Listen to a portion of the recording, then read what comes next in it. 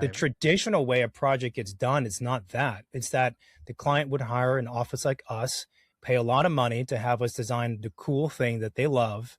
And then only after we do all of our design work, permitting, and construction documents over months, only then do we send out those drawings to probably a handful of contractors to bid it out, get prices, and then find out the price at that point. And it's an antiquated approach that makes no sense.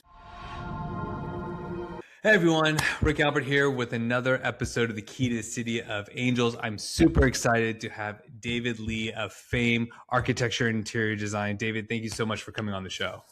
Thanks for having me. So let's kind of jump into how did you get into this space? What kind of projects do you work on? That sort of deal. Well, I've been practicing for 15 years now and initially started in architecture. I've been practicing for that long. I went to school for architecture at Cal Poly San Luis Obispo, did a master's degree in urban design. So I've been kind of in this for quite some time.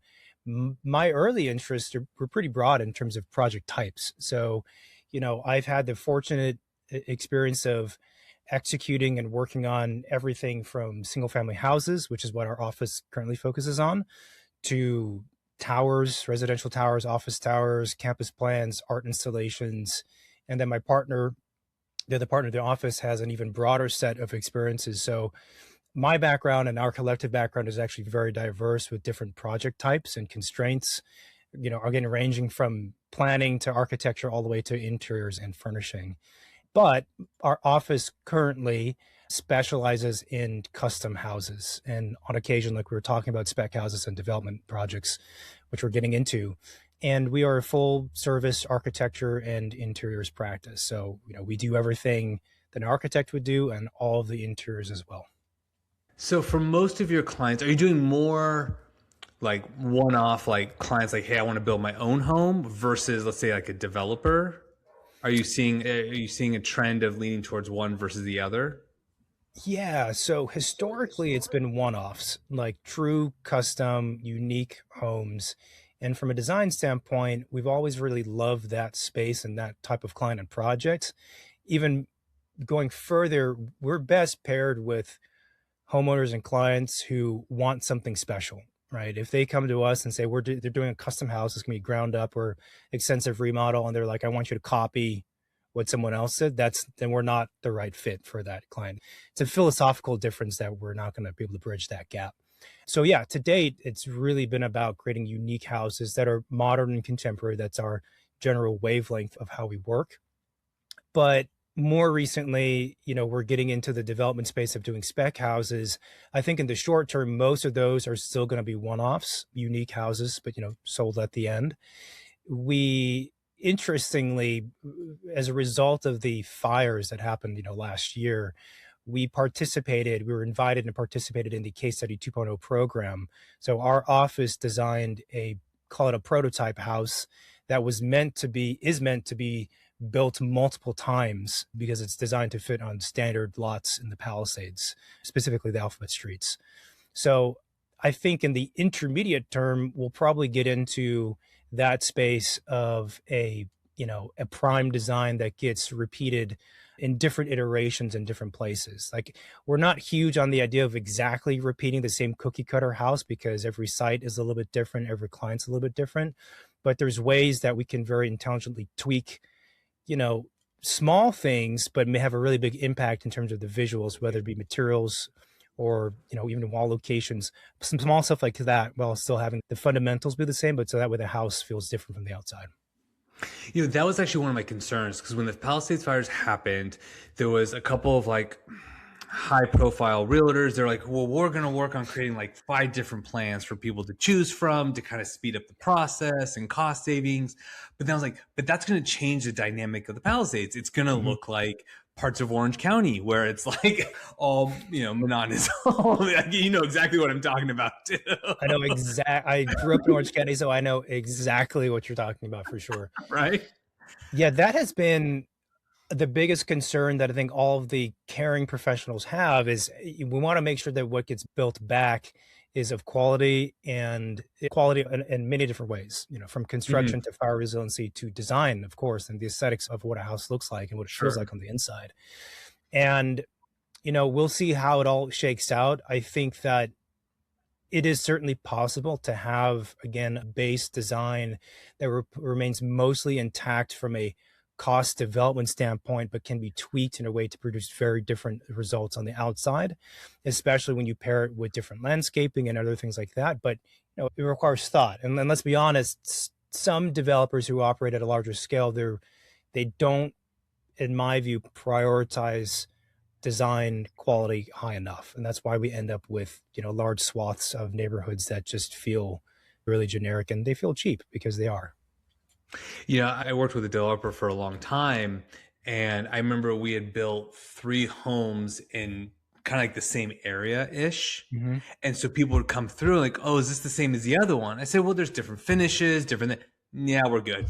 Yeah. Because they're like, well, we already saw one floor plan. We already know it. Yeah, the finishes might be slightly different, but it wasn't enough for them to actually finish walking through the house. Yeah.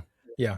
Yeah. But part of the problem is the cost of construction, right? Like if you can use the same pair of plans, that might save you 30 some $1,000. And then doing, mass production of the windows and mass production of all these things to keep the cost down. How are you seeing in terms of budgets for some of these more like extravagant projects, right? It's like, hey, I want something more architecturally different. I want to stand out.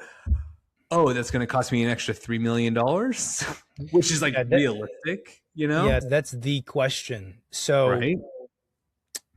our background with houses would be categorized as high-end custom modern homes, which is to say that they're expensive and they require a lot of money to Sure. do. There's nice finishes, nice details, custom this, custom that. And that's the ethos that kind of we have. But of course, with the fires, given how terrible a lot of the insurance companies have been, a lot of Mm-hmm. folks who are rebuilding don't have $1,200, $1,500 a square foot to spend on a house. Right. Anyone who's in this industry knows that those numbers are realistic, and that's what it costs to do some of these types of houses. But, Mm-hmm. people approach us and like, I have 550 a square foot to spend or 600 a square foot to spend. What's possible? And we have had a long-standing interest in alternative forms of construction as a way to hopefully increase quality, cut down the construction schedule, and also lower costs. And I think one of the silver linings as a result of the fires is that now we have this situation where there are a large number of people who want to move back, they need to build, and they have a tight budget, and they realize that traditional methods of making a house have these problems of cost, of time, and also fire resiliency. So we now have the opportunity as a collective architecture group, as a professionals, as a profession, to say, okay, we can actually employ some of these methods to address these issues. And so we're working on 4 fire rebuild projects, probably starting another 2 or 3 in the upcoming few months. And all of them have what I would say are pretty tight budgets. And I'm very confident we're going to meet them, Why do you feel so confident? because we've been putting a lot of effort into figure out ways to build houses more cost effectively. Because I don't fuck up. That's why. Yeah, that's essentially it. I mean, Right. we're very thorough, detailed people, and we take that approach to everything. So, I think actually there's much more overlap between the high-end houses and then cost-effective houses more than people think of, in the Mhm. sense that everybody has a budget. Every project gets value engineered. There's always things that are too expensive. And it's about as an architecture office, our mentality and our willingness to problem solve those things to bring it in budget. It doesn't Yeah. matter really if we're talking about, this price or this price, we have to bring it in budget. And so we've just taken our same way of working and our way of thinking that we would apply to really custom things and applied it to a slightly different set of problems, which is more focused on cost effectiveness and speed. And we're having so far, I think, pretty good results. So, the things that we're talking about are framing, glazing, and millwork. Those are they can be the 3 biggest items, some of the biggest items in the construction costs. And, we've been working to try and figure out ways to bring the cost of all 3 of those down. If we can do, that's a massive amount of money being saved. Yeah. I mean, it's always interesting because like people have talked about, oh, we need to build affordable housing. I'm like, well, you do understand it's mathematically impossible Mm. because, and the reality is the cost of plumbing, electrical, drywall, framing, it costs the same whether you're building in the Palisades or in Pacoima, right? Like it's the same 3,000 square foot house, 4,000, 5,000 square foot house. So a lot of it comes to those little details, like you're mentioning, some of the Yeah. millwork, some of the, what kind of tile do you choose? What kind of this? What kind of that? So no, I mean, it makes a lot of sense. And that as, I guess, a way to kind of reel in the budget, right? Like, Yeah. Yeah, so I, absolutely. A big part of it is the finishes. So like, we all know mhm, this. If you call a general contractor and you say, how much does a house cost? They're going to be like, well, what are you trying to build? Are we doing a Bugatti? We're doing a Honda? Like, what are we doing here? And a yeah, big thing that makes it sway are the finishes, like you said, right? Imported Italian marble, more expensive than local Caesar stone, for example. The thing too, talking about our methods of working that we apply to all scales of projects or costs of projects is we're really big proponents of an integrated project delivery method and process, which is to okay, say that we now require all of our clients to onboard a vetted contractor. So a contractor that we have, pre-approved and a short list of our connections, or one that they have that we interview and vet, onboard them almost from the very beginning of design. So they're providing constructability feedback, schedule feedback, and of course, construction cost estimates throughout design, which practically means once per design phase. And this creates a nice feedback loop between the fun stuff of design and then the real stuff of, namely, budget, right? The right, traditional way a project gets done is not that. It's that the client would hire an office like us, pay a lot of money to have us design the cool thing that they love. And then only after we do all of our design work, permitting, and construction documents over months, only then do we send out those drawings to probably a handful of contractors to bid it out, get prices, and then find out the price at that point. And it's an antiquated approach that makes no sense because, as you know, what are the chances that those numbers are going to be, first of all over the map, but also secondly, higher than what everyone wants by a large amount? The chances are 100%, right? right. So, That actually happened to me. I had oh, done it. really? Well, because like the last house we had, we actually did an addition, right? It was one of those typical like 1,300 square foot homes. We blew it outwards to have actual formal living room, all that. And then when I sent it to my contractor, because it was like almost like making a giant square, he's like, "You do know this is going to require a beam. The beam alone's $10,000." Mm-hmm. I guess I'm putting up a couple walls, Yeah, which actually aesthetically made it actually make more sense because we ended up doing two 4 foot walls on each side. And so then it actually created that kind of difference between the rooms. yeah, So design wise, it actually worked out better. But yeah. you're right. We did the plans first, then we went to the contractor. I'm kind of curious to get your thoughts. I wonder if there's a way to where like costs can be adjusted almost in real time as you do the design. So what we do is as close as we can get to that. The Okay.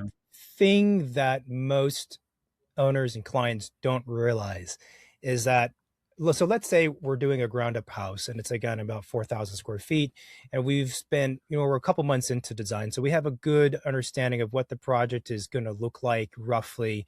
And that's a good point to send the construction cost estimating drawing set to the contractor and say, okay, give us an estimate at this point. We have plans, we have some elevations, we have, we don't have everything specified, but we can, as an office, we know intuitively, given your price point you're trying to kit, we'll put in placeholder materials and allowances and da-da. That's all fine and great, but people don't realize it still takes the contractor a lot of time to put together Mhm. an accurate price, because they're going to use not just historical data, but they're probably going to call up their subs, and then subs have to get back to them and give them numbers. So they have to do area takeoffs, square footage takeoffs, linear take, all these things, and get numbers. So it takes 1, 2, 3, 4 weeks sometimes, right? And Mhm. the real-time feedback only works like for kind of very specific one-off things if it happens to be that everyone involved already has recent historical data for that thing. But otherwise, you do have to go through the full process of it being sent to subs and whatever, and it just takes time. So we're not at a point where any GC is able to instantly give you a number based on a quick change. They can give you some rough feedback, which might be good Sure. enough. Like your beam example is a really good one. We have those conversations with our engineer and the contractor all the time during design. It's like, okay, we have this really cool cantilever. I'm thinking we have enough floor depth. Can we do, tall joists or like wood beams, not go to Mhm. steel? Yes, it's possible. Okay, that's good enough, right? Or Yeah. what's the cost delta? Maybe 30K. It's not perfect, but that's good enough to say yes or no, at that moment. Sure. And that makes sense, especially as you start dealing with bigger budgets. Like percentage wise, it may not be that far off. Yeah, exactly. Exactly. And then, so then how are you factoring in? Because I remember back in the day during the recession, one of my first jobs out of college was helping an investor flip homes and buying them off the courthouse steps. And I Hmm. remember seeing the contractors' bids where they'd be good for like 90 days. Because back then, like materials didn't fluctuate much. Now it's kind of like, here's the price today, but tomorrow it could be 10% higher, Yeah. right? Depending on tariffs and all that. So how are you factoring that into some of your designs? Is it more of like, well, our designs aren't dependent on that? Or like, how do you kind of factor that in with the client? Yeah. So first of all projects should have a contingency built into the budget, which is an obvious thing, but a lot of people will overlook that. Yeah. They look at and also the other kind of missed focus that people have is that everyone focuses on the construction cost, that Hmm. number, and I think subconsciously or consciously equate that with the total project cost, and they're not even close to being the same thing. Because in addition to the cost of building the Okay. house, you have to pay for the architect, interior designer, engineers, expediter if there is one. Often the case if it's a complex house, the Yeah. cost of permitting, the cost of furnishing, which is what people forget about. They have to furnish the house. So there's another. It really depends on how you're doing it, but 15 on the very low end to 20 to 30% more on top of construction costs for these other things. But anyway, to answer your question, you should build in a contingency, and we make it bigger, especially when the world is the way it is currently right now. But also some general contractors will sign an agreement that's a guaranteed maximum price. Most Mhm. GCs don't like doing that for obvious Yeah. reasons, but some do. And so if you're a client who prefers that route, then that's great. I mean, all parties are running the risk in that situation of someone being shortchanged. That's just fundamental to a fixed fee approach, but it does exist. It does Yeah. exist. I would imagine a lot of contractors kind of lost their shirts when when like the prices started fluctuating really fast and it was like it's too late. Or I'm curious if like some of these bigger lots, right, like if I had a project in Hidden Hills, right, where everything's a minimum of 1 acre, it's like, Mhm. yeah, let's go ahead and just buy all the materials and let's just store them on site. That way we've Yeah. locked in that price. Have you seen a lot of that? Because like my thought is like that makes So bulk buying materials, it's difficult. It's really difficult okay. because the other thing is that these projects, the larger projects like you're describing, they take many years to complete. And so a Mhm. lot of things can happen in that process, which kills the project, which is Yeah, the driving factor is outside of the control of the architect, the contractor, the client. Like there's things just happen. And I think sure. over committing to the project when again, we're all kind of rolling the dice with the way things are is also risk unto itself. What I've seen though is that there are some contractors who, how do I phrase this? They're a really large operation and they do large scale developments like you're describing. So they already have a stockpile of material and they can come Mhm. in and build one off houses in the Palisades if they choose to do that. It's a different it's a different speed and different it's a different thing, right? But if they come in and do that, they can come in with a lower price for the material cost because they've already bought it and it's sitting in a big warehouse or wherever. It's the same thing goes for even if we're talking about light gauge steel framing, which is a thing that more people should be doing, stockpiling steel, it's all about buying in bulk. And actually, on that note, I'll give a plug to this organization called BuildNotes LA, founded by a guy named David Lee. It's not me, and Not related. not related, but Basically, BuildNotes is an online broker platform marketplace that allows GCs and owners to buy materials, equipment, and building products at a discount. And it's like the idea is collective purchasing power. So, but you don't have to all buy it together at once. It aggregates and adds up. So, like now I'm giving this, a pitch for BuildNotes, but It's if I'm a okay. homeowner We and can I sponsor this episode later. yeah, if I buy, so let's say there's a window brand on there that I like and I buy windows from them. The way it works is that each of the vendors have stated different thresholds. So let's say in this hypothetical, if 5 projects buy windows, that counts as 5, and then it unlocks like a 30% discount. So all those people get a Mm. 30% discount upfront or as a rebate, right? And then if more Okay. people buy it, so we get to 10 projects total, then the discount jumps up to 40%. So everyone who buys those windows from that point forward gets 40% off at the very beginning. And everyone else who has previously bought the windows gets a rebate, the equivalent of that difference. And I think it's just a really intelligent and smart thing to do because you're effectively they figured out a way through a lot of work to take the advantages of bulk buying but make it accessible for individual people who want a custom house, which are most of the people out there. And they That's don't want super some kind smart. of like repeatable thing. Spec house. Yeah, it's always because I remember I talked to a project manager years ago because a lot of the homes that we were building at the time were in like $2.5 million range, right? Because Okay. about 5-7 years ago you could do that. And I always told her, I was like, it'd be interesting to look at the $5 million homes, see what Mm-hmm. they're doing, and how can you replicate that, but the resales at 2.5. So it's almost like gives them like so buyers can come through and say, oh, I feel that value. Yeah. Like I remember in my condo in Tarzana, I had put quartz countertops in the kitchen. It was the same quartz that was in one of our listings that sold for over almost $7 million. Mm-hmm. In the $7 million home, it was in the laundry room. Here, it was in my kitchen. Whatever. People came through when I sold it and said, "Look, this is the same countertop that we put in $7 million homes." Yeah. Yeah. I think when so from a development perspective, when the houses get past a certain price point, you have a much more discerning buyer. I think Mm-hmm. also a lot of it is finishes, and we Yeah, have to be very intelligent about where we're allocating resources. And sometimes it makes sense to spend more money on the countertops, the backsplashes, or the fixtures and fittings, or the flooring, or whatever else. And other times, or in other spaces, it doesn't make sense. We have to go more cost effective. Honestly, again, that's the same approach for high end houses, cost right. effective houses, and spec houses. There's a lot of similarities, I think. But the thing that finishes cannot replace are bad spaces and bad floor plans and bad light, the inherent architecture of the house. And that 100% is agree. the number one mistake I see in the shortcomings in most houses, whether or not they're custom or spec, is that it's just fundamentally bad architecture. And then they layer on this coating of finishes to make it seem cool, but it's not, it just doesn't feel good. It's like a And distraction.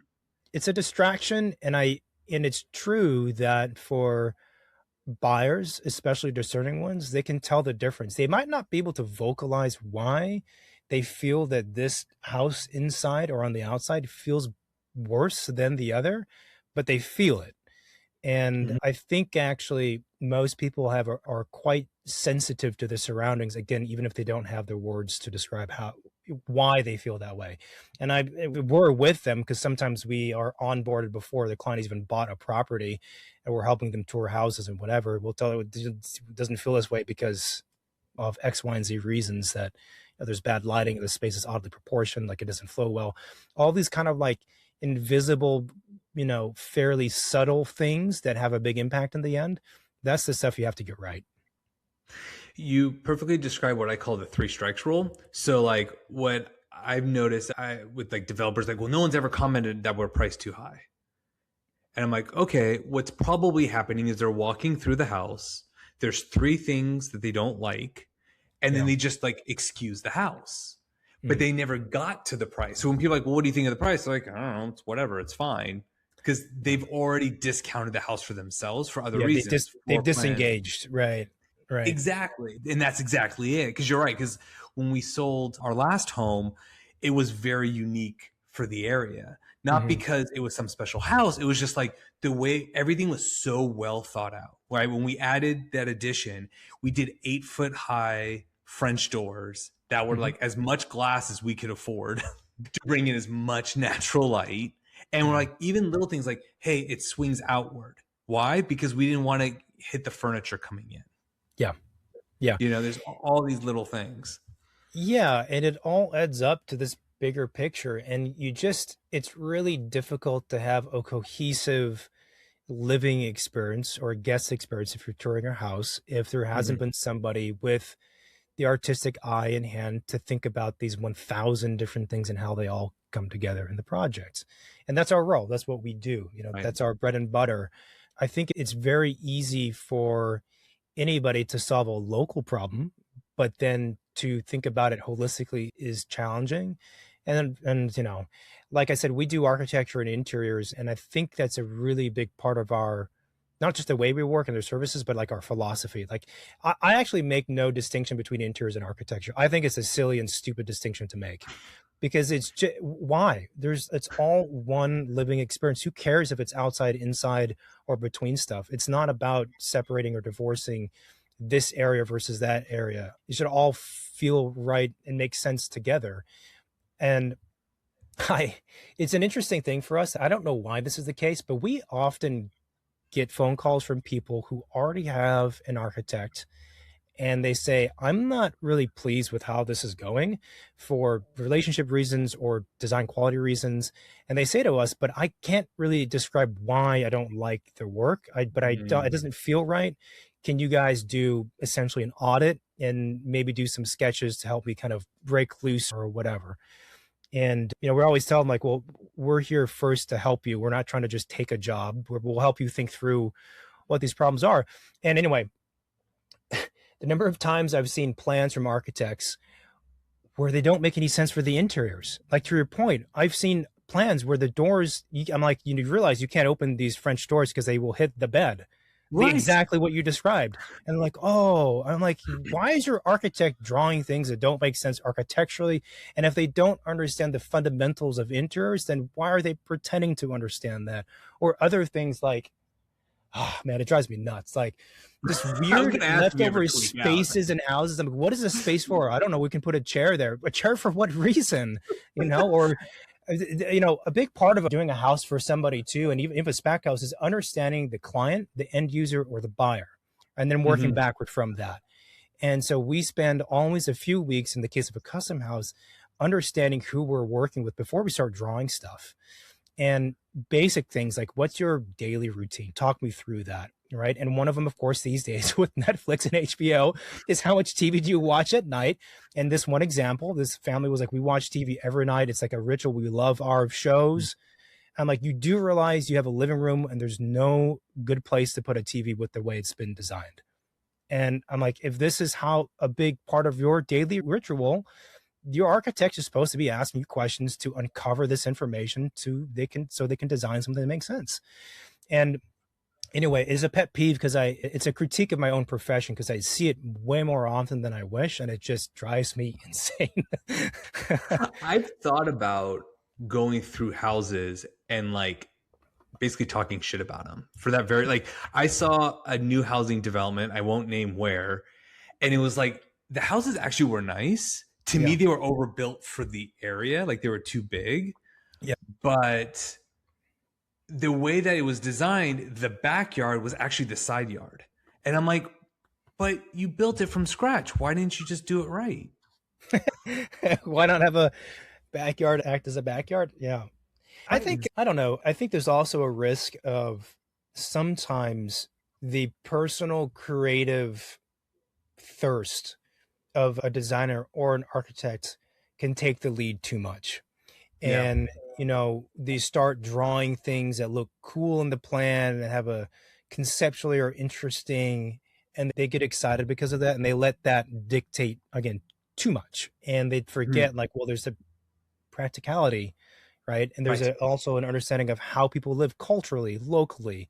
What do they like? Like, it might be interesting for you as a person who studied architecture or design, but does that make sense for that person or a buyer? If not, then you should really think about what you're doing.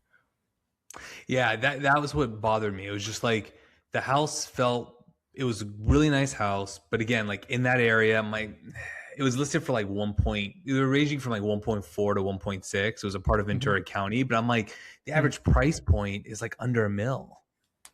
Wow. Okay. So, Yeah. so it's kind of like what buyer is going to come here unless they really wanted new construction, they really got priced out of LA that they were willing to make the drive.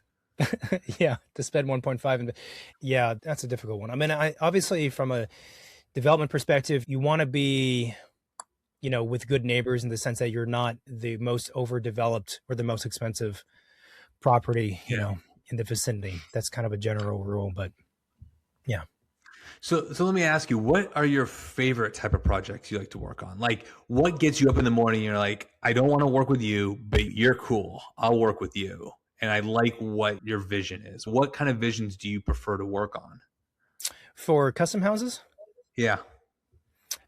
first and foremost, they have to be good, courteous, professional people above all else. Fair. Again, this might surprise the uninitiated, but when we're doing like a proper custom house, Hmm. the amount of time it takes to do design, permitting, construction documents is 10 months to a year. Okay. Then to build the Hmm. thing is 2, 3 years, depending on the complexity of it. Now, those timelines can get squished down dramatically if the house isn't too customized in the case of a lot of the fire rebuilds. Like, we don't have that amount of time or budget, so we Hmm. squish it all down. But anyway, my Yeah. point is it's a long relationship that we have to have with this person. And if they're not respectful or they're not an easy person to work with, it's flat out a no-go. And so when we have leads, they're interviewing us and we are interviewing the client as much. Yeah. And I've turned down clients for sure. And Yeah. it's not to say that they're a bad person, they're wrong, and I'm right. It's just maybe we're not the right fit, and that's totally fine. Yeah. Find someone who's the right fit, because if it's not the right fit, it's going to be a terrible 2 or 3 years, which is a long time.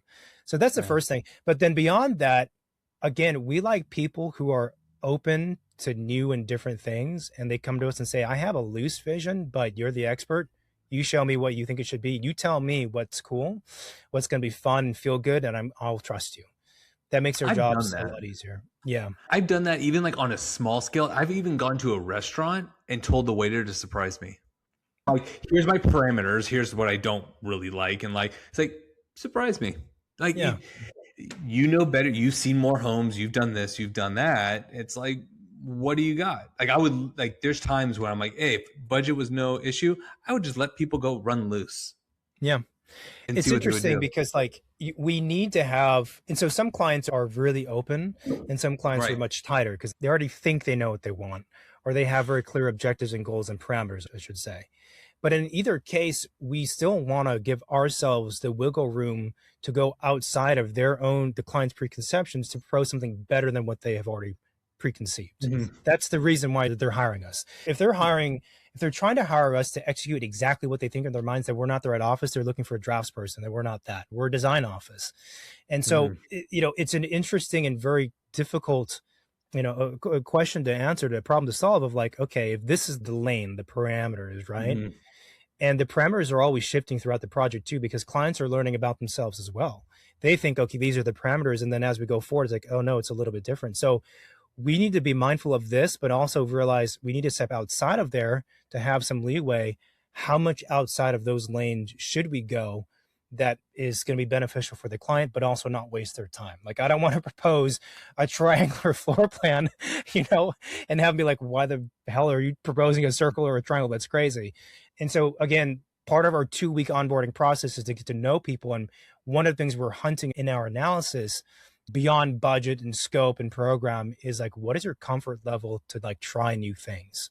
That way we can, Mm. have that wiggle room to the right degree and not go over or under. So, from what it sounds like, you prefer to work with the clients who are building their own homes versus spec. Well, actually, so spec is actually the extreme version of what I described because there's not really a client, right? There's a Mhm. generic buyer profile, but then the rest is up Yeah. for us to decide. And so we actually have way more freedom to do what we want within reason. And the benefit of a spec house is we can move a lot faster. So that 10-month timeline, that same exact house, if we didn't have a client, we could do it in 3 to 4 months. So I know a contractor, that's what he specializes in. He's like, I only work with developers. yeah, yeah, because it's fast. It's fast. Yeah. And it's a business relationship, right? When you work Mhm. with end users and it's their custom home, the primary house especially, not a vacation house, but the primary house, people get really involved as they should. It becomes suddenly choosing the particular shade of white is like a multiple site visits, effort because they want to get it right. If it's a spec Yeah. house, is far less pressure, or we default to ones that we already know work. We can skip over the 3 meetings. We don't need to have 3 meetings. We already know. Like, Yeah. you know what I mean? So, out of curiosity, so we have, I don't know how familiar you are with Measure ULA. There's that transfer tax, anything over $5 million, and that's in the city of LA. They are looking to revisit the tax because they Yeah. realized that it was a really bad idea. Hmm. How, for some of the spec developers, when they're like, well, now I'm going to get taxed minimum over 200 grand, I have to cut the budget somewhere. Yeah, I'm sure they try to do it on the buy, on when they do the initial buy, right? Like, hey, your house, the lot was worth 1.2, now it's worth a mil. Like, sorry, the money has to come from somewhere. But Yeah. because, as you mentioned, these projects take so long, they may have bought it before the measure even was even a concept. So Yeah. now they're basically going out the gate, losing hundreds of thousands of dollars. Yeah. Had they ever had to go back to you and be like, we need to make some changes for some cost savings? Yeah, no, absolutely. I think a lot of us, especially those who are in the development space, are keeping our fingers crossed for when the ULA gets rolled back because it's when you look at pro formas and there's that line item, you're like, oh my, I wonder why the margins are so tight at the back end. And I think also there's a misconception. People think it's easy to develop projects and then make a bunch of cash. It's not. The work is Right? not easy, and then the margins are tight, and that the ULA thing that does not help at all. But to answer your question, yeah, like absolutely. And I think we want to take the philosophy of measure twice, cut once throughout the entire thing, which is why we talk to the contractor throughout design. So we're measuring or estimating a bunch of times before we get into construction. But to your point, whether it be taxes or material costs increasing or whatever else, we need to be very nimble. And so part of our job and what we do for all of our projects is we stay on through construction and Mm-hmm. we visit the site proactively to catch mistakes, but also our role is to be very reactive and responsive quickly. So if Yeah. the GC or the client says, I need to make this change for any reason, we can very quickly look at it and say, okay, this is what we would propose. Let's have a roundtable chat to figure out the cost impacts of this, hopefully it's saving costs in whatever case. And then we go from there. It's just baked into it. And so, I think that there is this belief amongst some clients and a lot of developers, frankly, that they can shortcut the architecture drawings and then not have the architect involved during construction and it'll all be okay. And if you're doing a larger scale project, like a ground up or heavy remodel, it just doesn't work. And Yeah. I hear all the time from developers who, they like to take risks. They're like, oh, I'm having all these problems on this project. I say, did you actually have an architect do proper construction documents? No. I'm like, well, that's why. And are they doing CA? No. Well, that's why, man. Like, you the game is to, again, measure twice, cut once. It also means that you're going to spend a little more money and time up front to save time and money at the back end by 3x or 10x. Yeah. And, I guess some folks, you just have to go through that to learn it the hard way.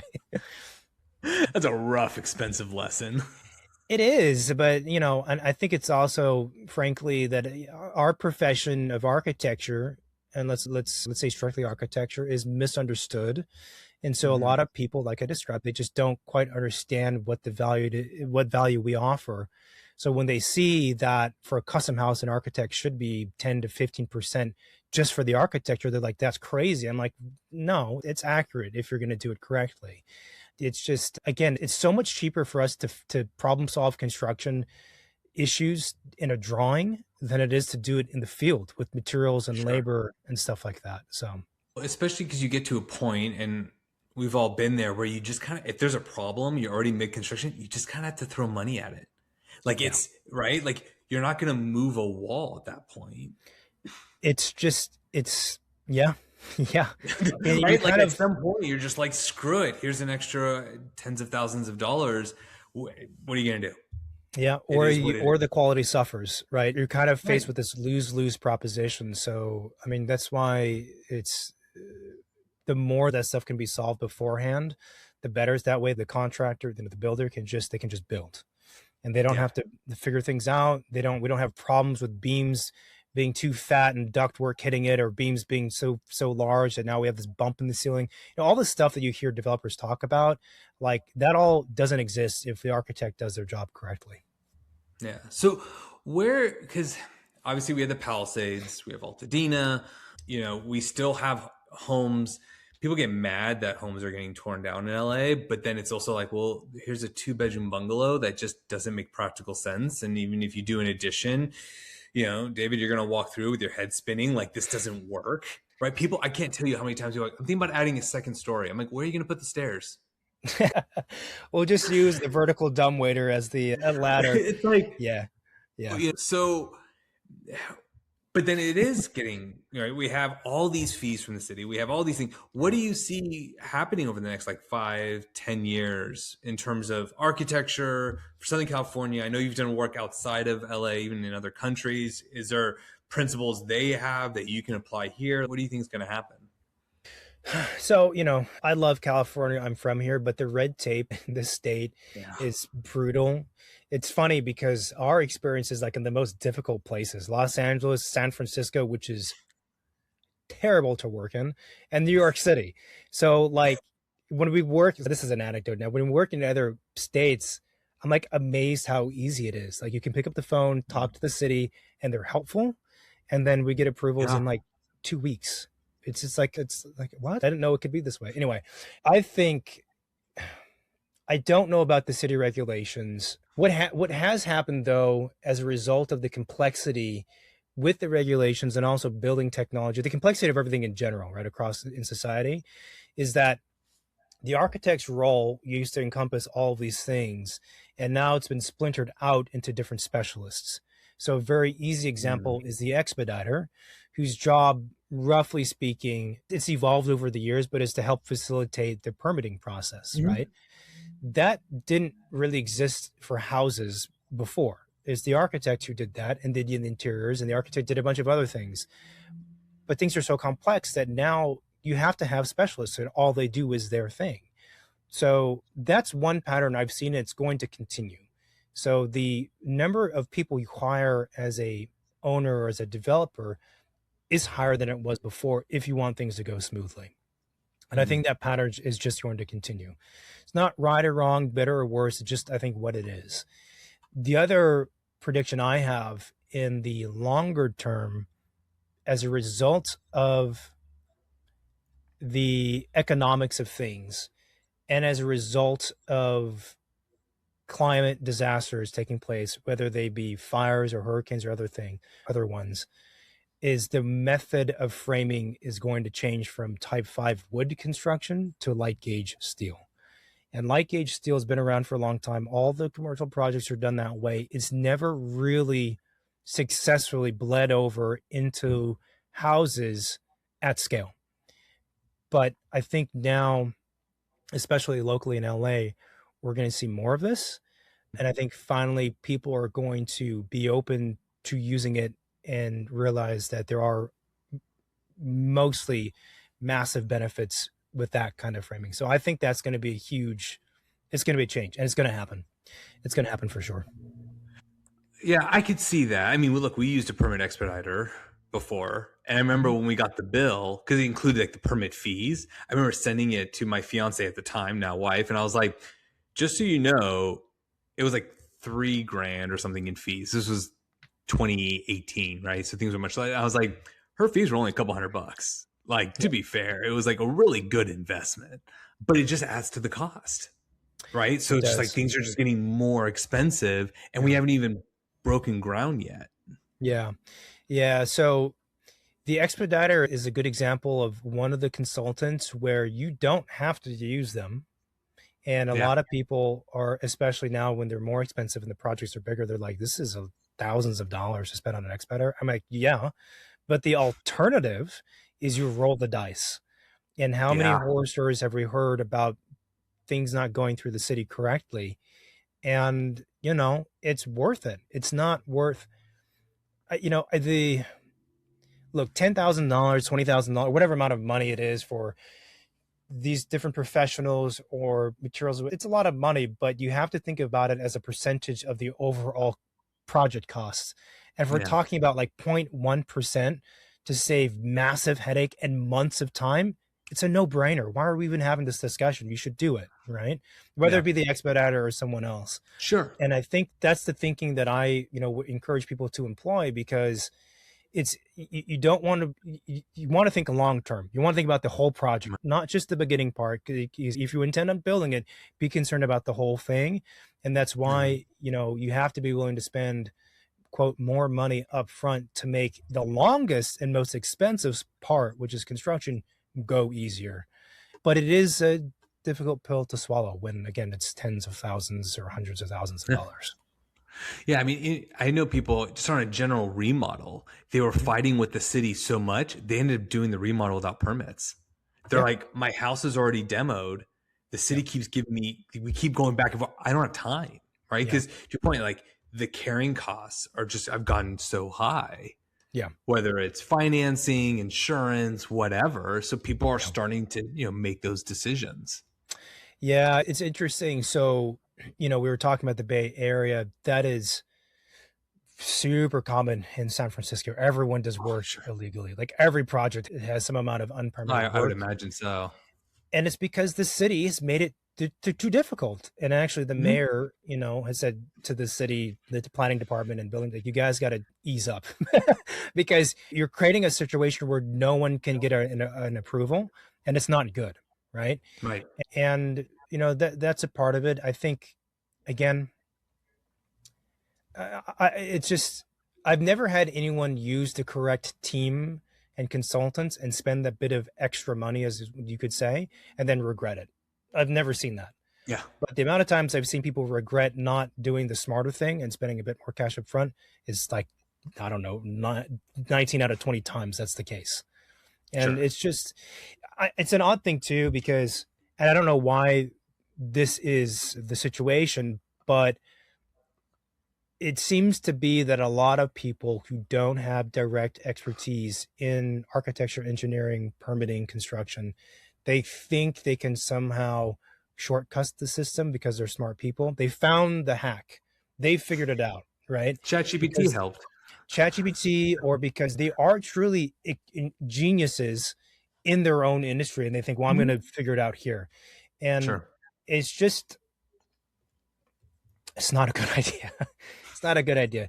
It's not to say they won't have some good one-off, ideas or Mhm. contributions to the project, but there's no hacking of the process. And truthfully, to have these things work out well and on budget, which is the best way to save money, just to just be on budget, on schedule, is just the tried and true traditional boring stuff of getting the right people, paying them on time, not trying to take weird shortcuts, and listening to their advice when they tell you like you should go this route because it's going to help you in the end.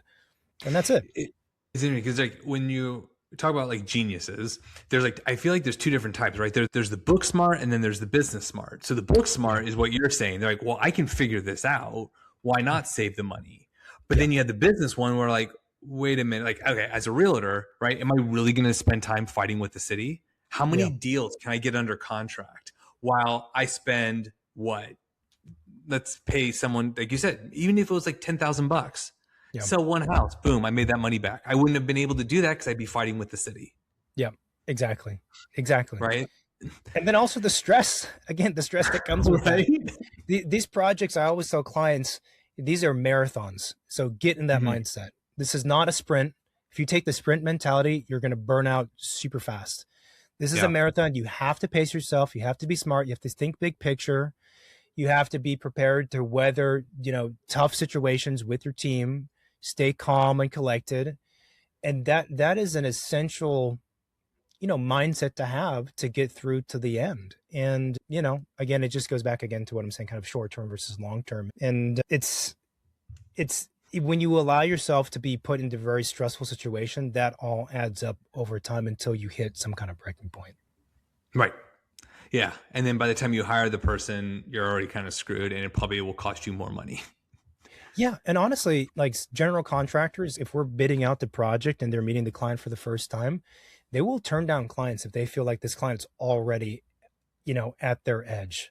Because we haven't even started the tough part of building, where there's a lot more risk with building than there is drawing stuff. And so contractors will turn down clients, be like, yeah, this is not I don't get a good vibe here. I think that this is not going to go well, no matter what the contractor does, because the client is already, they've sprinted, right? They've used up all their fuel already, and they shouldn't have. So yeah, I tell that with people who start up any business is like, even if you have 0 clients, still be picky. Because you just don't know, like, the opportunity cost. I did that years ago when I first started getting into this. I would deal with so many, like, people just spinning my wheels. I remember I spent with a buyer, like, it was like a year. They never bought anything. The signs were all there. Yeah. Right. But I was just like, I was hungry. It was whatever. And then I realized, like, holy shit, I could have done so much more business had I just set clear expectations and then realized, okay, if it doesn't work, it doesn't work. Yeah. Yeah, no, I agree. I mean, it takes experience. It also, I was just talking about this the other day. It's easier to have the smarter mindset from a business standpoint when things are more stable. Like when you're first starting your business, you're always being, overly optimistic. So this might be the one, And in retrospect, you knew there weren't, but you're starting off and you only have a handful of leads. You don't really have a lot of choice, but to hope that something works out. So it's a tough gig sometimes if you're in that situation. For sure. All right, David, this has been really cool conversation. I hope you enjoyed it. How can people get a hold of you? Yeah, so we have a website for our office, and it's famearchitects.com, and our Instagram is fame_architects. And we have on the Instagram actually a lot of educational short videos where we talk about the technicality aspects of projects, process, consultants, et cetera, et cetera. Very cool. All right, David. Well, thank you so much for coming on the show, and everybody watching or listening, thank you. And I'll talk to you guys next week. Want to keep unlocking the secrets to building real wealth in Los Angeles? Stick around for the next episode. Tap the video on screen to keep watching.